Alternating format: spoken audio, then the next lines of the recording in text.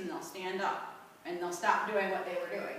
So you want them to, you want to have your treats ready so that when they do their job, you can treat it right away. The best way to potty train a dog, in my opinion, is to put them on leash and walk your dog. Like if you're, I have a fenced-in backyard. When we were potty training our dogs, put them on a leash and we would walk around the backyard. Because instinctively a dog will put their nose to the ground when they're walking around in a grassy type area, unless there's too many distractions. But again, you know, you want to make your space something where you're going to have success. So walking them around, not just sending them out into the backyard, because there's other things they can be engaged with. They can chase squirrels, they can smell other things, and they'll forget that they have to go potty. They come in the house and they go, oh, I have to go potty, and they pee 5 seconds after you brought them in.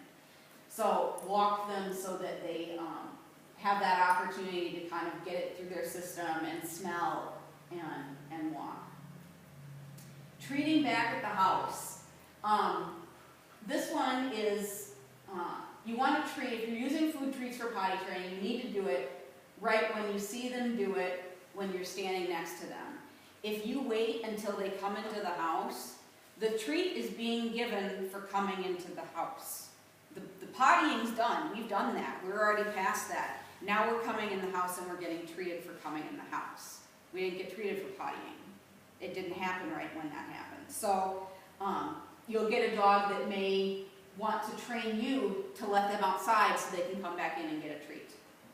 So make sure that when you're treating right next to your dog right when it happens. And then you can work your way into praise so that so that you're not always having to use food. I paired a really obnoxious, loud marker for my dog, my little dog, when I was teaching her to potty train. Oh, be outside! And really obnoxious, really loud. And so when she would do that, and I would say that to her, then she would get her treat. Well, now when she goes outside and I see her go outside and I say, oh, I went outside, my potty, she'll come back in the house and she'll expect a treat because she's paired that high-pitched phrasing with pottying. There's always diapers and pee pads. So if you have a dog that is incontinent or they can't hold it because you're gone too long during the day, you can use those resources. Keep in mind with pee pads, you are training your dog to pee in your house. That's how pee pads work. Now for Gracie, our little one, she can't hold her bladder any longer than 4 hours, and I work longer than that. So we leave a pee pad for her, and she religiously pees on her pee pad. We found out a few weeks ago that she had made our front area rug also a pee pad. So we had to take the rug away, and now we don't have a rug there anymore, and her only option to pee is on the pee pad. The rest of our house is hardwood, and dogs don't, it doesn't feel natural for them to potty on a hard surface. They like to go somewhere where it's going to be absorbent.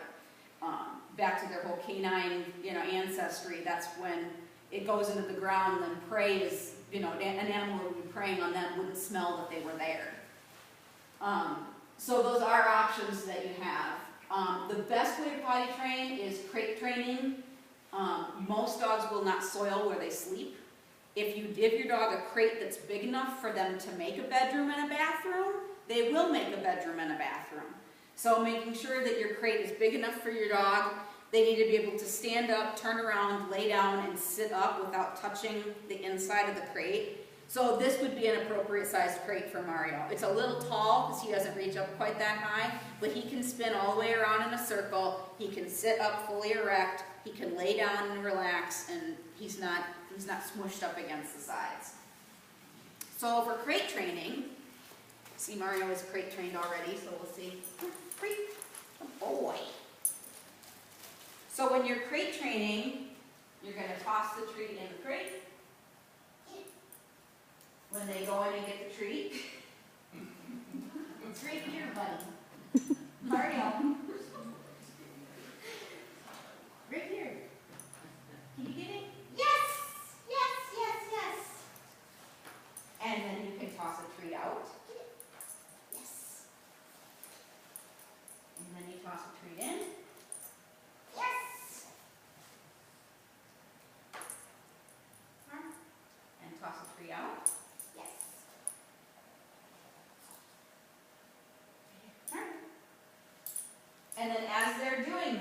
then you can pair it with the phrase kennel up, or crate, or bed, or whatever your phrasing is.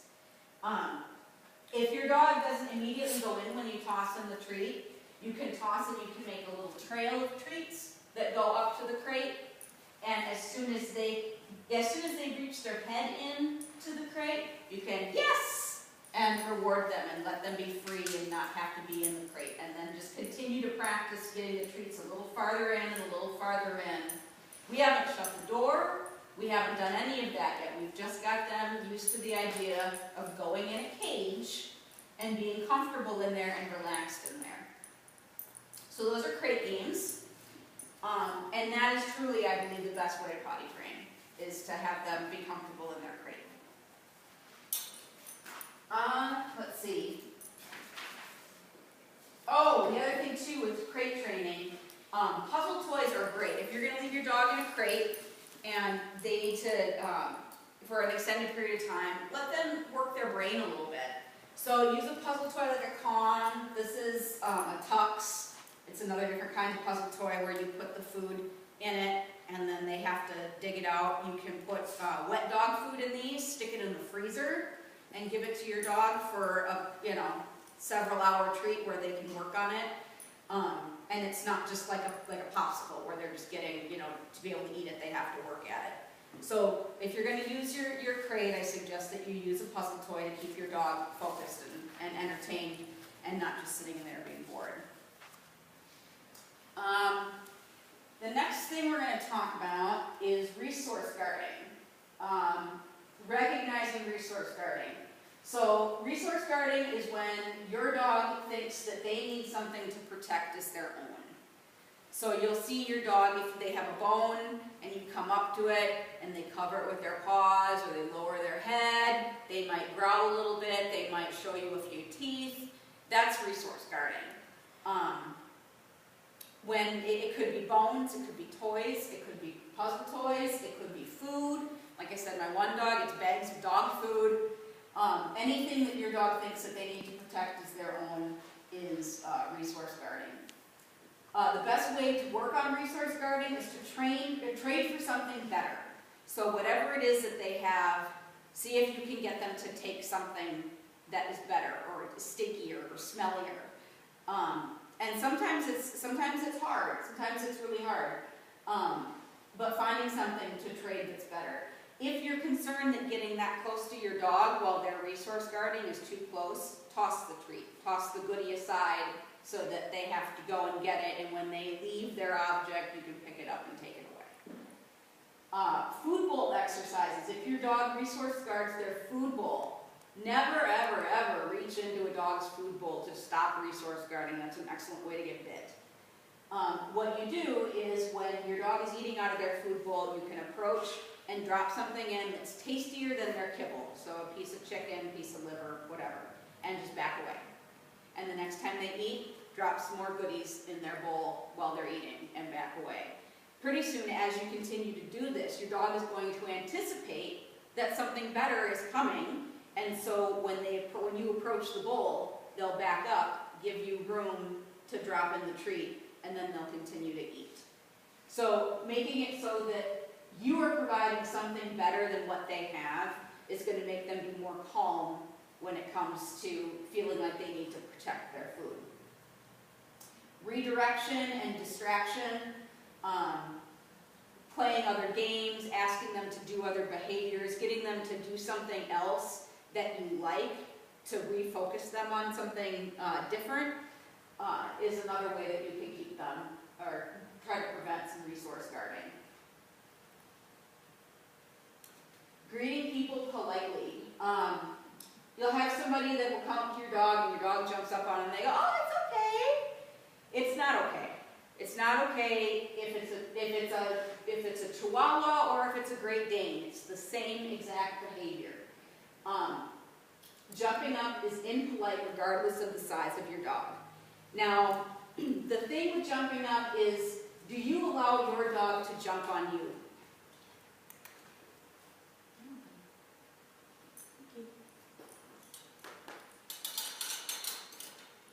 He'd just love it if I would just throw a ball and be done with all this nonsense. If you allow your dogs to jump on you, they're going to jump on other people. So keep that in mind. If you find it frustrating that your dog is very jumpy, ask yourself what you're allowing at home. Now, if you can have your dog come up and greet you when you ask them to, that's fine. They need to know the difference between coming up and being on you or a person as opposed to just walking up to you. My dogs, when I sit on the couch and they come up to me, I let them come up and jump on me, on my legs, and I'll pet them. But when I come home from work, they don't jump on me because I do not reinforce that at all. I'm not going to bring in my bags and everything else and be tripping over dogs that are trying to jump up. There's no petting whatsoever done when I come home from work. So you can train the difference. But if you allow your dogs to jump on you and be, willy-nilly, whatever, they're going to jump on other people. In order to keep them from jumping up on people, you need to keep them on leash and keep your leash short. I don't recommend flexi leads. None of the trainers at Possibilities recommend flexi leads. No trainer that I've ever met recommends flexi leads because it gives the dog a ton of freedom. It's a device that only works if they pull, and we don't like our dogs pulling when they're on leash. So there's lots of reasons to just use a regular leash and keep it short. No touching. If your dog jumps up on you or someone else, pushing them off is still reinforcing. They're still being touched. They're asking, pay attention to me, and what do? You bend over and say, no, I don't want you jumping on me, and I've pet and stroked and touched and pushed, and I have made them aware that they're going to be touched once they jump on me, because they don't speak English. You might be saying, no, don't do that, and what you're telling them is, I want attention, here it is. Okay? Be boring. If your dog is jumping up on you, you don't want to engage with them or talk to them. Be boring. Don't be something that they want to engage with. And then not allowing other people to greet your dog unless they're polite. They're not allowed to greet other people unless your dog is polite. So like if you have a dog that when someone comes to the door and they get to the door and they jump all over your guests and you can't manage that, well, put a baby gate up. They're not allowed to greet the people that come to the door unless they're polite. You have to manage that environment. If you just continue to let them reinforce themselves, but the thing with when we're training something like this or like barking, you have to think of all of the times that your dog reinforces themselves. When they see something out the window and they bark, they're able to bark all day long, 8 hours, whatever, they're barking all day. Or they're jumping and doing whatever they want all day. So they've reinforced themselves 8 hours. Now you've taken your training time, which is about 10 minutes most that you should ever do for a training time, and that's when you've told your dog that you don't want them to do those things. Well, which majority of time are they being reinforced for the behavior when they're reinforcing themselves? So manage the situation. Put a baby gate up. Don't let them come to the door when there are people there until they are polite. You can also ask your guests to help you and tell them in advance when you come over, please don't pet Fido. We're working on jumping up. You can leave some treats outside for them when they come in. And a lot of people, well, if they're dog people, they are excited to help you. And they want to help them. They want to see your dog be successful. So most people that you're having over, that if they're dog people, will be willing to help out and instead of just being like, oh, it's okay, it's fine, when it's not. So we're going to try to practice greeting a stranger, a friendly stranger. Tracy's going to help me. So she's going to ask me if she can come pet my dog. And when he has all 4 feet on the ground, she can pet him, and if he jumps up, she's going to ignore him. Okay. Oh, what a cute dog. Can I pet him? Yes. Oh, good job. Wow. Like that, okay? As soon as he jumped up on her, she was not exciting anymore. He put his feet down and he got his pets when he had all 4 feet on the ground, okay? So that's greeting people politely.